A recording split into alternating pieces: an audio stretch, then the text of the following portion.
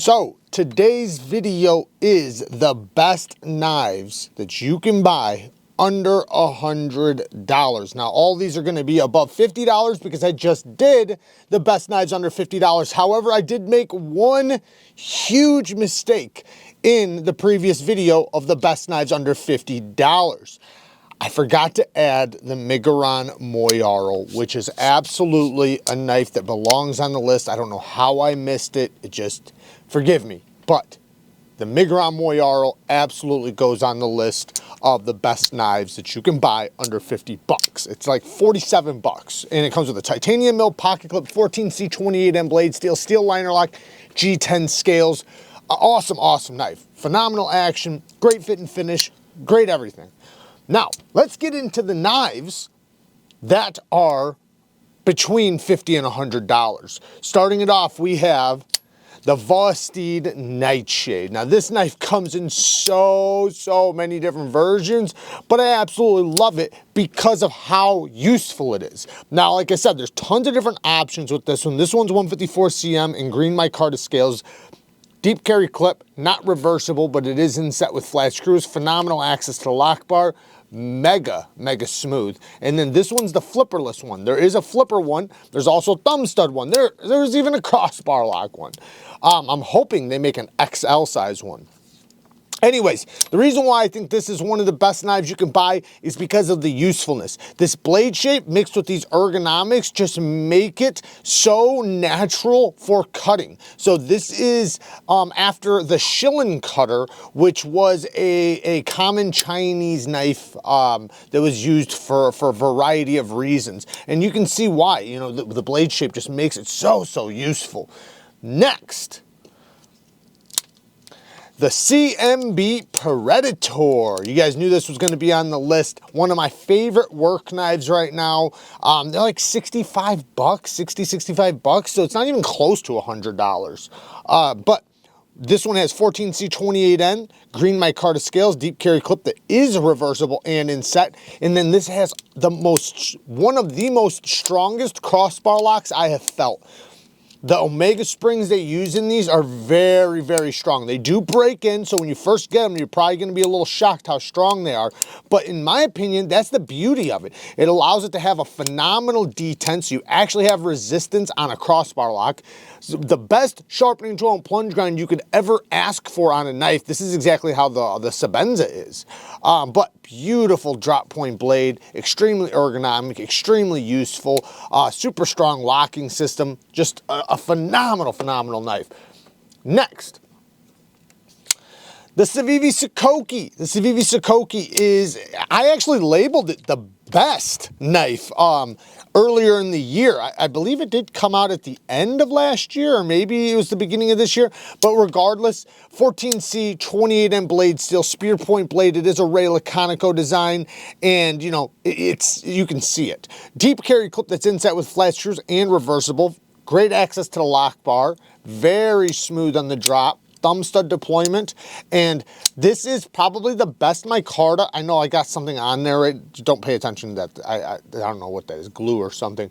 But anyways, the micarta is the best micarta you can buy under $100 right here. This stuff is phenomenal. This is the type of micarta I expect on $200-300 knives.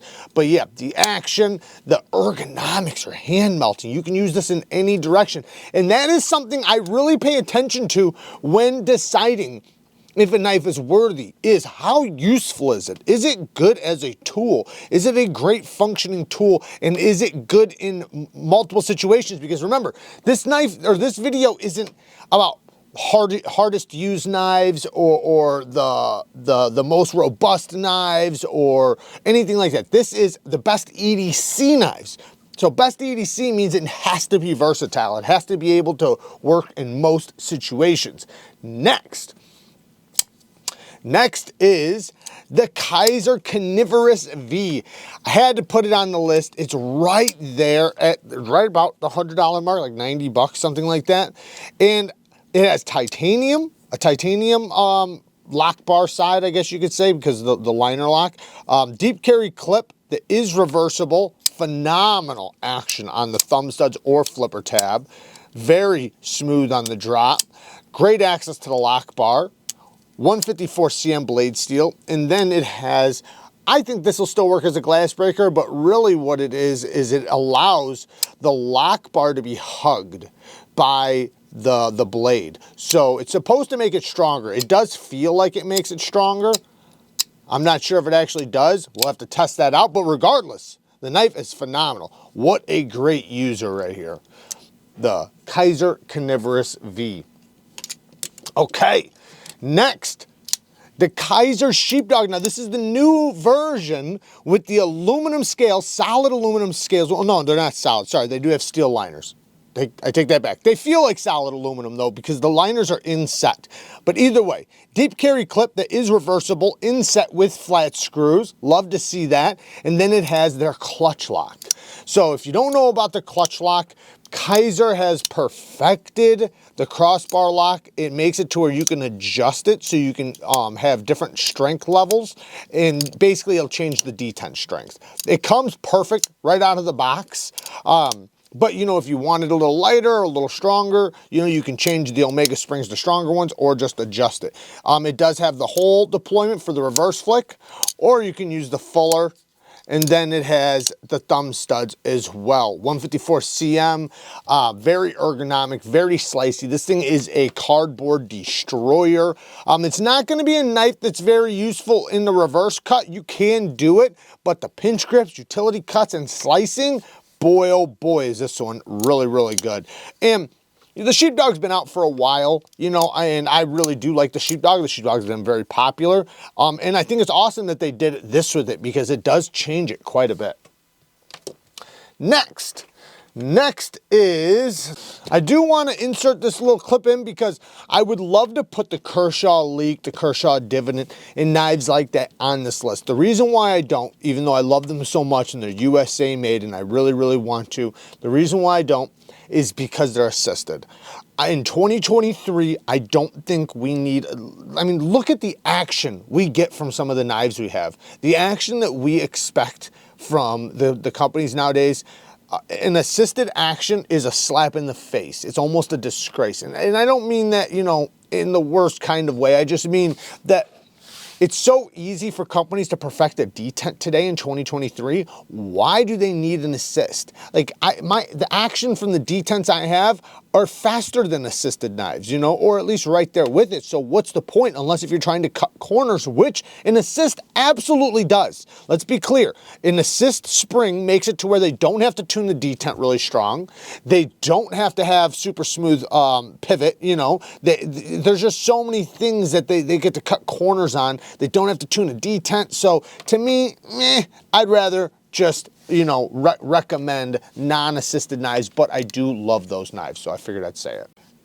Next is the CJRB Echo. Now this one is the one that's under 60 bucks because it's steel, stainless steel, lots of milling on there, and it feels really good in the hand. But they have a titanium one for like 70, 80 bucks, like 80 bucks. So it's titanium with the ARPM9 steel. So that's a phenomenal deal for titanium and ARPM9 steel. And aside from that, that knife is a phenomenal knife. This is one of the most fidgety knives while also being an extremely useful knife. You can cut backwards, utility cuts, slicing. The ergonomics are hand melting. Like this is such good ergonomics. And you know, a lot of the knives on this list have really good ergonomics because, you know, I like having a nice balance between the blade and the handle and making sure they complement each other, making sure it performs as a nice tool while also, you know, having fidget factor and all those other things as well. Not everybody's into fidget factor, but I think we all like the ease of deployment, right? You want to be able to deploy your knife one-handed really quick, get it back closed, back into the pocket without, you know, fussing around. The deep carry clip is reversible and is extremely smooth. One of the best deep carry clips ever because of the surface it's on. This stonewash steel is so slick, it just slips right in and out. Now, yes, it's slippery, but because of the ergonomics, the way they're done, it is not slippery in the hand. Like I could cut with this thing all day comfortably without, you know, ever slipping whatsoever. So it's not slippery in the hand. It's just the surface is. The stonewash blade is I personally like a good stonewash blade, and that's going to help with the corrosion as well, which ARRPM 9 steel is a great, affordable mid-grade steel. So yeah, very, very awesome. And CJRB is another company doing a great job with their button locks. I think when they first started, they were, just like all companies, they were testing it out, but now they've perfected it. Okay, so we're getting to the top 4 now. This is the top 4. Man, this is tough for me to even put in which category, but let's go with the Savivi QUBIT.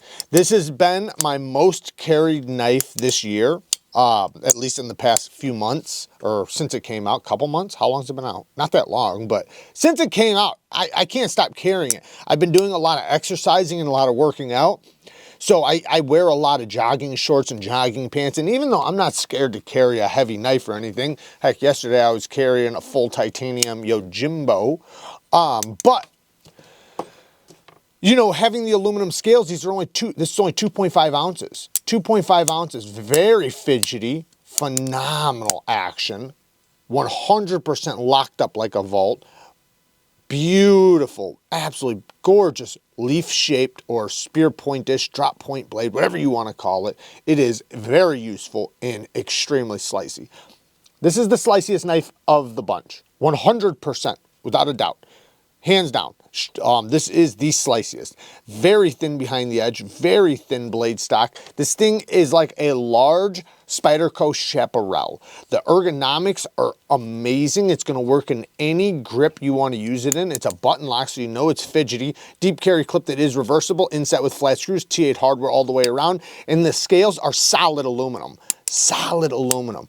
I absolutely love this knife. 14C28N, which is a great steel for this geometry because, having super thin geometry, that's exactly what this steel was made for. Great stainless, great toughness, great everything, and it takes a phenomenal edge. The Kaiser Escort had to be on the list. This, again, has like the same type of locking system we have on this one, where it's a crossbar lock that's adjustable. So they send stronger Omega springs, so you can make it stronger if you want.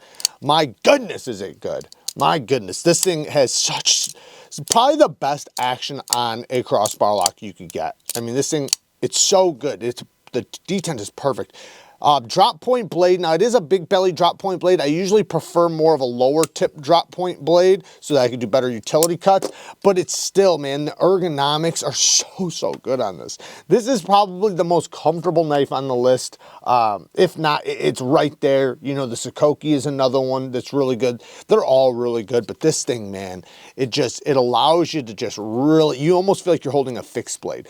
Now, like I said, the utility cuts, you can still do them. They're not going to be the best, but you can still do them. The belly, you can get a lot of leverage down into. It's going to slice really good. Phenomenal geometry, good sharpening tool and plunge grind, steel liners on the inside, really good quality micarta, deep carry clip that is reversible, and a very strong locking system that's also nice and fidgety. So yeah, the Escort. Oh yeah, sorry, 154 CM blade steel. Now there is a premium version of this for like $170. It does get on sale sometimes with aluminum scales and 20 CV that I also really love.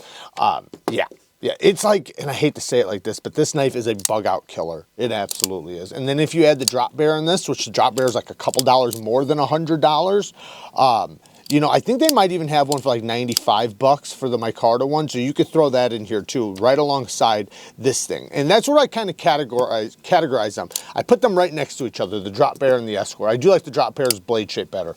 Okay, last two. Sorry guys. The Vision FG, the CIVIVI Vision FG, man, oh man, did they kill this design. They knocked this one out of the park. So the original one, the premium version, is not even as good as the budget version. And that's crazy to say, because you would think the more expensive one is going to be the better version. No, it is absolutely not. This is way better. The thumb stud deployment with this type of detent makes it to where you have a stronger action, basically. It doesn't feel floppy. It doesn't feel weak. It feels very, that was my fault. It feels very fidgety, very snappy. you have the sheep's foot blade in Nitro V steel that is really, really good. This is a hyper useful blade shape. I mean, utility cuts, you have so much leverage into that tip. It's very slicey. You can turn around and cut straps. It does face a little bit that way, so you want to make sure the rope doesn't slip up and around the blade, but it's pretty easy to cut straps with it. I have used it. Now, the, what is it called? The, you guys are screaming it right now. The strong lock, what is it called? It's called, I'm gonna get it. The super lock. The super lock. It has the super lock, which does not pop out anymore. It does have a little stop pin there, so it hits that, so it prevents it from popping out. But there's a little spring down here pushing this up, and then you can see there's a little groove right here, and the bar that's connected to this locks up inside there. So now it's wedged up inside there between the stop pin and the tang, making this an absolute vault, making it rock solid. I got to imagine that's a very strong locking system. Just knowing the geometry of it and how it actually locks up and everything, it has to be incredibly strong. So very solid locking system, deep carry clip that is reversible. I'm not a fan of the clip being on the spine right there, but it's not horrible. I'm okay with it. You know, I've gotten over it. And some people say that you can like replace the clip with some other CIVIVI clips and it works good. So anyways, yeah, the CIVIVI FG Vision, or the Vision FG. What a great knife, man. Yeah, they knocked that one out of the park. I'm so happy that they changed all the things to make that one even better than the original. Number one, which these were really in no particular order, but let's just say the top four are definitely the top four. Top four, top five, because we said the drop bear in there and I didn't present it. But the drop bear is definitely on the list if you consider the micarta one, because I think that was 95 bucks. Anyways, the CIVIVI Sentinel Strike. Woo! Now, the one thing that holds this thing back, if anything was going to hold it back, is they did not use 14C28M blade steel or Nitro V on the blade steel. Why? I don't know. I don't know if they're planning on presenting another version, you know, as long as this does well. Maybe, I don't know. I have no idea. But it's K110, which K110 is basically D2. Now, I will say this. I do think CIVIVI Sencut does probably the best job with D2 as far as mass production goes. They do a pretty good job with it. Now, obviously, it's not going to compare to, like, you know, a small batch custom maker. But as far as large batch production knives go, their stuff's pretty good. I've sharpened a ton of it. I've tested a ton of it. Anyways, phenomenal geometry. So it's going to cut really, really good. It should hold an edge really, really well. The action is super fidgety. You have so many forms of deployment because you have the thumb studs, the thumb hole or reverse flicking hole, then you have the flipper tab, the button swing, and CIVIVI/We has perfected the button lock action. They have tuned the detent so well. Now, this backspacer is an FRN backspacer that attaches basically both scales and kind of makes it like an integral. So this is kind of like a budget version of some of their more premium models that they have, like the We Ziphius and the We Exciton. But more like the We Ziphius because it's a Wharncliffe. Deep carry clip with a glass breaker on the back. That's another thing, you know, and I don't mind a glass breaker on the back as long as it doesn't poke me in the hand, which this one absolutely does not. You can palm this all day. It does not bother you. So if you needed to bash out some glass, you know, if you're rolled over in a car or something, you absolutely can do it. The clip works great and it is reversible. You just got to unscrew this and flip it over to the other side. But yeah, all in all, rock solid lockup. Solid aluminum scales aside from the back strap. But yeah, I think that this one is possibly the best one. Like I said, there's a couple things holding it back from me, like saying this is absolutely the best. Like I said, the steel, if it was 14C or Nitro V, it'd actually be the best. T6s, I wish they were T8s. But other than that, you know, it is right there. And I hate to think that that's going to hold anything back because, you know, it's so good. I'm very happy with it, regardless of those couple little details. It's still a phenomenal knife. And if there's anything that I missed that should go on this list, let me know down in the comments. I'd love to hear your guys' thoughts on what you think is the best knives under $100. Work hard, stay tough. You know society's relying on you. Until next time, peace.